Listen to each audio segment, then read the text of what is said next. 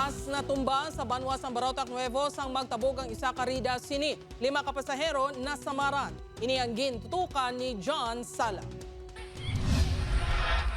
Isa-isa ang gintiguan pagwa sa mga residente sa Barangay Likuan, Barotac Nuevo, Iloilo, mga pasahero sang series bus nga ini nga natumba sa tunga sang dalan kahapon sang udto.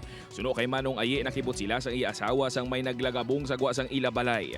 Sang ila ginlantaw, nagtampad sa ila ang natumba nga bus. Wala man ini nagduwa-duwa nga i-rescue ang mga pasahero. Kung kunong bulong ko to ya maso ko ay bukuon ta windshield para makakuha tanan ng pasahero. Kamo to ginkuha namon eh.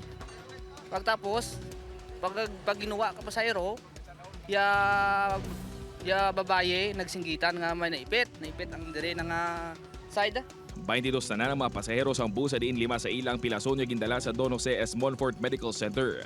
Ang driver kag konduktor subong man lang 17 kay ban pa ang mga pasahero ang wala naman nasamaran. Ang sabi ng driver is ang mga tornilyo ng gulong sa left part na likod is na na tanggal. And ang gulong, ang goma is nagtalsik pa kabilang kalsada and nawalan siya ng control.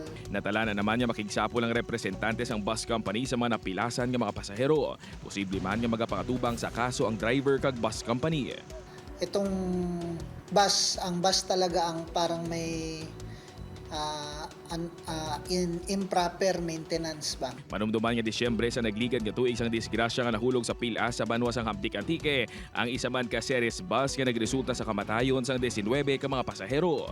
Pila sa mga nagwa sa investigasyon sa adtong nadulaan sang preno ang bus bangod sa ginatan-aw human error, lakip man diri ang mechanical error kag ang dalan sa diin ginbansagan gani nga killer curve.